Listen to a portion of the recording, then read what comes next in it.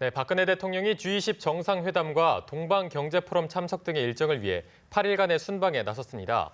오늘 푸틴 대통령을 만나고 내일은 시진핑 주석을, 그리고 9일에는 오바마 대통령과의 정상회담을 앞두고 있는데요. 네, 본격적인 사드 외교라고 불리고 있는 이번 박 대통령의 순방이 북핵과 사드 갈등의 해법을 마련할 수 있을지 살펴보겠습니다.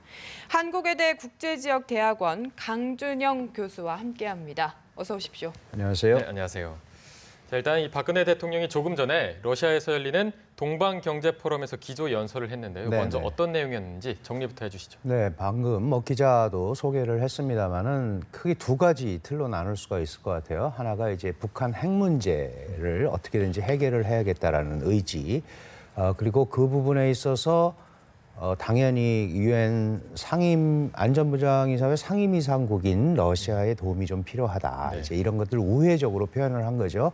왜 그렇게 말씀드리냐면 결국은 핵 문제 해결이 러시아가 그렇게 원하는 극동지역 발전의 관건이다. 핵심 문제니까 좀 적극적으로 해달라 하는 이제 이런 요구가 연설의 하나의 핵심 내용이었고요. 또 하나는 잘 아시다시피 이번에 이 동방경제포럼이라는 소위 러시아가 자국의 극동 개발을 위해서 애쓰는 일종의 회의체란 말이죠. 외자를 유치하기 위해서 여기를 간 만큼 경제협력에 대해서 이제 몇 가지 청사진을 내놨습니다. 예를 들면 한국이 좀 강점을 가지고 있는 분야들이 있잖아요. 뭐 농업이라든가 IT 분야라든가 네. 뭐 보건, 의료 이런 부분에 대해서 좀 다양한 형태로 우리가 협력을 할 수 있다. 이제 그래서 전체적으로는 북핵 문제, 이번 순방의 전체적인 틀과도 다 같은 맥락에서 이어지는 겁니다만은 북핵 문제 해결, 그다음에 경제 협력 문제, 이 두 가지 문제를 핵심으로 제시를 한 것 같습니다. 네, 좀 더 구체적으로 하나하나 짚어보기에 앞서서요. 이번 순방의 의미를 좀 더 짚어보자면요. 이번이 박 대통령 취임 후 양자 차원에서 이뤄진 첫 러시아 방문이라고 하더라고요. 네, 어떤 그렇습니다. 의미가 있을까요? 사실 그동안 박 대통령과 러시아 푸틴 대통령 간에는 4번의 회담을 있었습니다. 그리고 지난 2013년에 잘 아시는 나진 하산 프로젝트라는 게 있었죠. 러시아의 그 에너지원을 이 북한까지 같이 끼워서 종합적으로 개발 계획을 세운 다음에 그걸 동해 쪽으로 이렇게 수송을 해서 이 소위 러시아의 에너지를 동아시아 쪽으로도 수출할 수 있는 일본과 한국 이런 이제 큰 틀을 그렸었는데 이게 이제 북핵 문제 때문에 잘 안 됐잖아요. 네. 그러면서 이제 한러 간의 소위 이런 협력 문제도 약간 답보 상태에 빠졌는데 이번에 동방경제포럼이라고 하는 이 회의체, 경제회의체에 러시아가 박근혜 대통령을 주빈으로 초청을 했단 말이죠. 그래서 푸틴 대통령 연설한 다음에 박 대통령이 바로 기조 연설을 했습니다.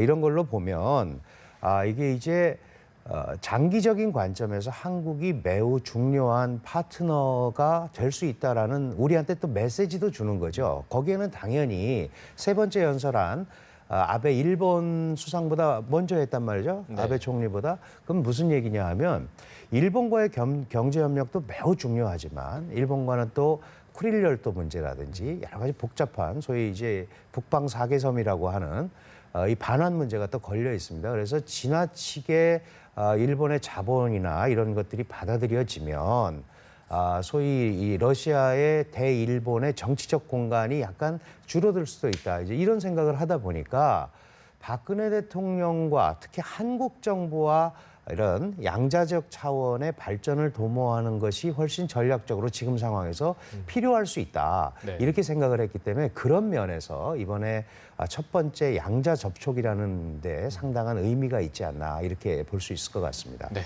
그만큼 의미가 큰 것으로 보이는데 특히 이번 한러 정상회담을 통해서 가장 관심을 받고 있는 것이 아마 사드 배치 문제일 것 같아요. 그렇습니다. 러시아는 이 사드 배치에 반대하고 있고 우리 측은 이걸 설득을 해야 되는 입장인데 여기에 대해서 어떻게 보십니까?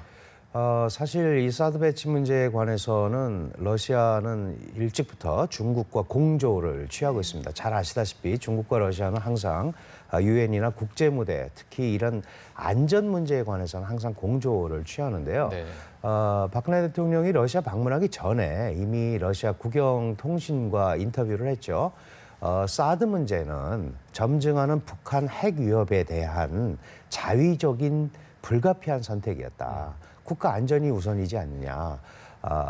그리고 이거는 북핵만을 대상으로 한 거지 절대 제3국을 겨냥하거나 한 것이 아니다라는 기존의 입장을 그대로 전달을 했습니다. 근데 이제 핵심적인 문제가 뭐냐 하면 지금 이미 뭐 많이 보도도 되고 분석도 나오고 있습니다만은 그전에는 소위 비핵화, 북한 비핵화가 되면 필요가 없다고 그랬는데 핵 위협이 조금 사라진다면 이런 표현을 쓰면서 약간 이 수위를 낮췄단 말이죠. 이 부분이 왜 중요하냐 하면 사실 중국과 러시아가 똑같이 사드 배치에 반대를 하고 있지만 사드를 바라보는 시각은 조금 다르죠. 네. 뭐 지리적으로 이 러시아라는 지역이 유럽 쪽에 있고 이러다 보니까 오히려 동유럽 MD 시스템에 더 민감하지 이런 아시아 MD 시스템에는 상대적으로 덜 민감하단 말이에요. 그러니까 그런 부분에 대해서 우리 입장에서는 이게 당신들하고 직접적 관계가 있는 것도 아닌데 강력한 중국의 반발을 조금 합리적으로 이렇게 누그러뜨릴 수 있는 공간을 우리가 조성을 한다면 러시아의 도움이 될 수 있겠다 하는 이제 그런 생각으로 우리가 이제 설득을 할 것 같고요. 또 결정적으로는 사실 이 한반도 사드 배치 문제라든가 북한 비핵화하면서 지금 이제 구도 자체가 한국과 미국, 그다음에 중국과 북한 이렇게만 돼 있단 말이죠. 그 러시아도 한반도 주변 사강으로서 핵심적인 역할을 하고 있는 국가인데 또 이 북핵 문제라든지 사드 문제에 대해서 우리가 좀 예우하는 차원도 있는 거죠. 이게 굉장히 우리는 절체절명의 위기고 심각한 상황이니 우리의 입장은 이러하니 이걸 좀 잘 고려해 줬으면 좋겠다. 이제 이런 거고요. 결론적으로 말씀드려서 사드 배치에 대해서 찬성을 하거나 모르겠다거나 이렇게 하지는 않을 것 같습니다. 기본적으로 이미 다 반대 입장을 표명을 했고 다만 7월 8일 날 우리가 사드 배치 발표를 하고 나서 러시아 외무부 장관이 비난 성명을 발표하고 나서 그 이후에는 사드에 관한 얘기가 지금 한 달째 없습니다. 네.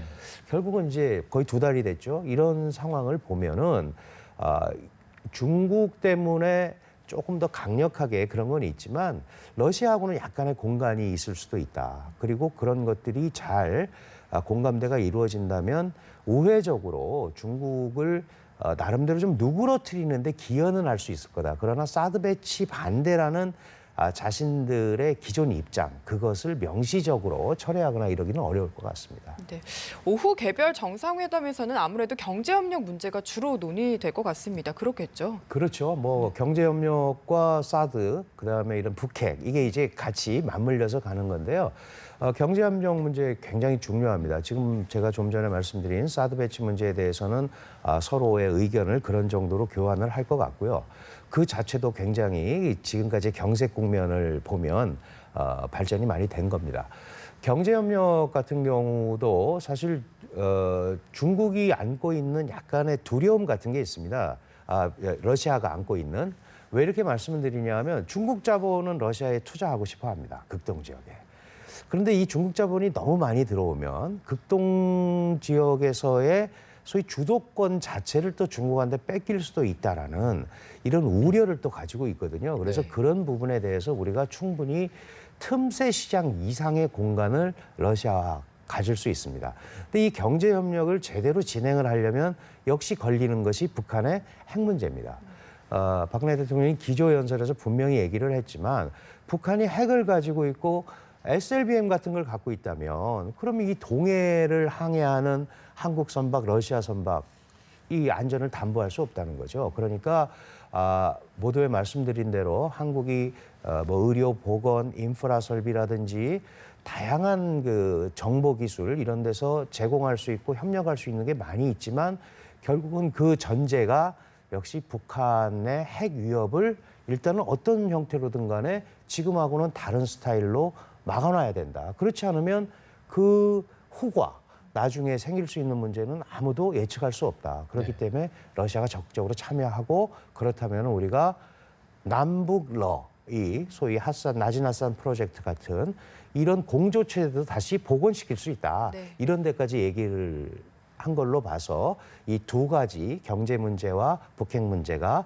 서로 어우러지면서 얘기가 진행되지 않을까 이렇게 봐야 될 것 같습니다. 네.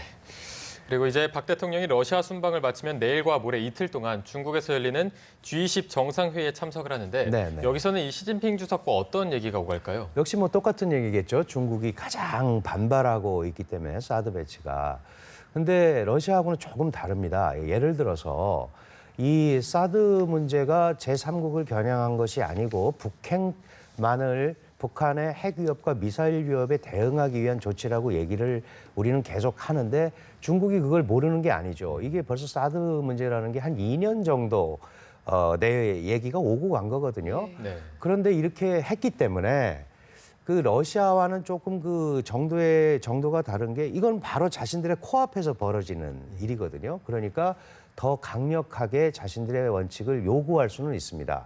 다만 지금 말씀드린 대로 북한의 비핵화 이거를 강조했다기보다는 북한의 핵 위협이 없어지면 사드가 필요 없다라고 약간 그 문구를 조정을 했단 말이죠. 그렇다면 중국한테 공간을 줄 수 있는 겁니다. 예를 들어서 당신들이 적극적으로 나서서 북한을 설득하거나 뭐 육자회담 무용론까지 나오지만 육자회담을 통해서 새로운 어떤 그 북핵을 동결시키거나 이런 메커니즘을 만들 수 있다면 그것도 핵 위협이 사라진다고 중국이 얘기할 수 있지 않겠습니까? 그러면 그런 공간을 주는 거다. 그렇다면 박근혜 대통령이 계속 강조하는 대로 우리 정부도 마찬가지죠.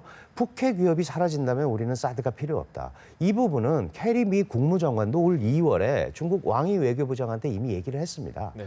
그러니까 그런 부분에 대해서 다시 한번 설득을 하는 이런 그 기회가 될 거고요. 당연히 중국은 기존의 입장을 그대로 되풀이할 겁니다. 그러나 한 가지 중국이 이 갈등을 계속 증폭시키는 것이 자신들한테 꼭 유리하지만 않다라는 생각을 하고 있는 것 같습니다. 예를 들어서 우리 사드 문제에 대해서 뭐 민간 보복이라든가 경제 보복 이런 것들이 민간으로 확산되지 않도록 나름대로 관리하는 것도 보이고 있거든요. 그렇다면은 이번 G20 회의에서의 한중 정상회담이 나름대로는 이 경색 국면을 조금 누그러뜨리고 방향을 조금 조정하는데 긍정적인 기여를 할 수 있지 않을까 이렇게 생각을 하고 있습니다. 네, 사드 배치와 연관되는 걸 지금 여쭤보는 것 같은데요. 반복해서 북핵 문제에 대해서는 또 우리가 중국과 어떻게 접근을 해봐야 될까요? 기본적으로 중국도 북한이 핵을 갖고 있는 것에 대해서는 반대입니다. 근데 북핵 개발, 북한의 미사일 개발 다 마찬가지죠. 이 미사일이라는 것은 왜 우리가 두려워하냐 하면 핵탄두가 지금 아직은 소형화가 안 됐습니다. 이게 소형화가 되면 이 미사일은 핵을 나르는 배낭입니다. 핵을 운반하는 이 도구이기 때문에 핵과 미사일은 같이 가는 겁니다. 결국은 북한의 핵이 없어야 이 동아시아 질서가 기존의 그 안정적인 분위기를 가지고 갈 수 있다는 게 중국의 생각이기 때문에 시진핑 정부 들어서도 시진핑 체제도 제일 강조하는 게 한반도 비핵화입니다. 우리는 북한 비핵화를 얘기하지만 중국은 이제 한반도 비핵화를 얘기하는 거죠. 그 안에는 당연히 미군의 전술 핵무기라든지 이런 것들이 한국에 들어오는 것도 반대를 하는 건데 어쨌든 북한이 핵을 안 가져야 된다라는 데 대해서는 중국이 동의를 하는데 그걸 풀어가는 방법에 있어서는 좀 방법론이 다른 것 같습니다. 우리는 계속해서 북한이 유엔 안보리 제재 결의안을 그렇게 여러 나라가 내세우는데도 계속 개발하고 있지 않느냐. 그러니까 좀 당신들이 적극적으로 나서달라고 우리가 중국한테 얘기를 하면 중국은 핑퐁이죠. 예. 한국과 미국의 계속되는 대북 압박 정책 때문에 북한이 개발하는 거 아니냐. 그러나 문제는 뭐냐면 그러다가 정말로 북한이 완벽한 핵을 갖게 된다면 그것도 중국이 바라는 바는 아닐 거다. 그러니까 이 정도에서 우리가 적극적으로 이 부분을 막는 노력을 해야겠다. 이런 정도 차원의 얘기는 충분히 우리 박근혜 대통령이 얘기를 할 수 있을 거다. 이렇게 볼 수 있습니다. 네, 이처럼 이렇게 박근혜 대통령이 러시아와 중국 그리고 미국까지도 정상회담을 할 예정인데 이렇게 북핵과 사드 배치 문제로 북한을 압박하고 있는데 그렇다면 북한의 대응은 어떤 식으로 나올까요? 북한은 일단 뭐 사드 배치가 나오니까 오히려 더 신났죠. 뭐 사드를 타격하기 위해서 더 개발해야 된다. 이제 이러고 있는데 지금 상황에서는요. 북한이 이런 것 때문에 오히려 그 자신들의 어떤 핵무기 개발이라든가 미사일 개발을 덮을 가능성은 거의 없습니다. 네. 결국은 북한을 북한의 이런 핵 보유국 의지라든지 계속되는 미사일 개발 의지를 조금이라도 제어를 하려면 사실은 한두 나라의 힘 갖고 되지는 않죠. 중국만 가지고도 되지 않습니다. 그리고 중국한테 그런 요구를 하는 것도 다른 데는 가만히 있으면서 북한을 우리한테만 책임지라고 그러는 것은 받아들일 수 없다라는 게 아주 간단히 중국의 입장이거든요. 다만 자신들도 북한이 정말 핵을 보유하게 되면 아시아 지역에서 자신들이 갖고 있는 군사적 우위, 이게 상쇄된다는 것도 잘 알고 있습니다. 그렇기 때문에 지금이야말로 이 사드 배치 문제로 이렇게 불거지고 여러 가지 복잡한 문제가 나왔을 때야말로 공동으로 북한을 설득하고, 그래서 사실 이게 끝나고 라오스에서 또 아세안 정상회담이 있을 때 네. 이거는 이제 국제 공조 체제를 얘기하는 거거든요. 이런 다양한 방면으로 북한을 설득하고 압박하는 방법밖에 없다. 북한은 여기에서 뒤로 물러날 상황은 절대 지금 아닌 거죠. 네, 마지막 날 라오스 이야기를 해주셨는데 그날 미국과 정상회담을 합니다. 네, 좀 네. 중국, 러시아와는 또 분위기가 다를 것 같은데 그렇습니다. 그날 분위기 어떻겠습니까? 뭐 일단 미국과는 북한 핵 개발을 막고 미사일 또는 미사일 제재, 그리고 유엔 안보리 제재에 대해서 이제 공조 체제를 확립하는 게 매우 중요하겠죠. 기존에 한미는 지금 사드 배치 문제부터 북한 핵을 제어하기 위한 공동 보조를 취하고 있기 때문에 그 문제를 다시 재확인하는 그런 상황이 될 것 같고요. 지금 일본하고도요, 그 의제 조율을 하고 있습니다. 일본하고도 결국은 이 북핵, 특히 이 미사일이 지난번에 SLBM 같은 경우는 일본이 선포한 일본 방위식별구역에 떨어져서 아주 또 대단히 일본이 난리가 났었지 않습니까? 그러니까 결국은 자연스럽게 한미일이 이 삼각공조가 다시 이루어질 수도 있다. 그렇다면 중국은 이게 제일 두려워하고 제일 싫어하는 거거든요. 그래서 이런 부분에 대해서 우리가 좀 공간을 창출할 수 있지 않느냐. 좀 능동적으로 할 말을 하면서 한국이 처한 현실을 분명하게 다 모두에게 얘기해 주는 것이 우리가 이런 기회를 통해서 한국이 북한, 뭐 미국, 일본, 중국, 러시아 다 마찬가지입니다. 이런 데서 나름대로 중심을 조금 잡을 수 있는 방법이 아닐까 이렇게 생각을 해봅니다. 네, 조금 전에 박근혜 대통령이 라오스 일정 중에 일본과의 정상회담도 조율 중이다 이렇게 말씀을 해주셨는데 네네. 그렇다면 일본과의 회담 가능성에 대해서는 어떻게 보십니까? 뭐 조율 중이라는 얘기가 나오고 있는 걸 봐서는 이제 회담을 할 수밖에 없겠죠. 왜냐하면 이제 아세안이라는 게 아세안 국가들이고 나머지 국가들이 가 있는 거니까 우리가 미국, 그다음에 한국, 일본 이 세 나라 간에는 긴밀한 협조가 이루어질 수밖에 없습니다. 의제는 이제 아무래도 지금 위안부 문제, 이걸 뭐 다시 하거나 이럴 상황은 아니고요. 이 위안부 합의에 대한 이행, 어떻게 진행이 될 거고 어떻게 할 건지, 그리고 분명하게 언제까지 어떻게 하기로 했다는 데 대한 것들을 이제 지키는 이런 것들이 이루어질 겁니다.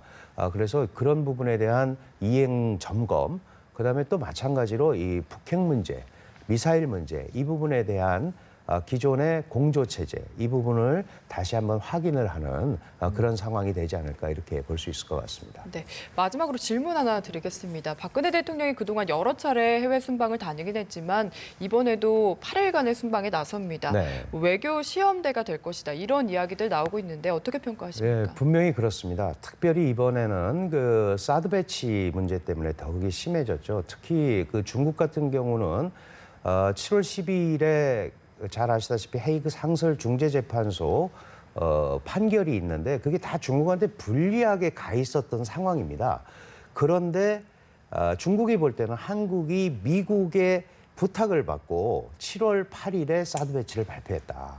그렇다면 이건 중국에 타격을 주는 것 아니냐 하는 이런 뭐 오해일 수도 있고 전략일 수도 있는데 그런 데 대해서 굉장히 좀 섭섭해하고 서운해하는 부분이 있거든요. 그래서 이런 정상회담을 통해서 사드 배치 자체가 무효화되고 새로 하고 이런 거는 굉장히 어렵습니다. 예를 들어서 한국 정부 입장에서도 중국이 자신들이 그렇게 요구한다고 우리가 물러나면은 그건 국가가 할 수 있는 행위가 아니죠.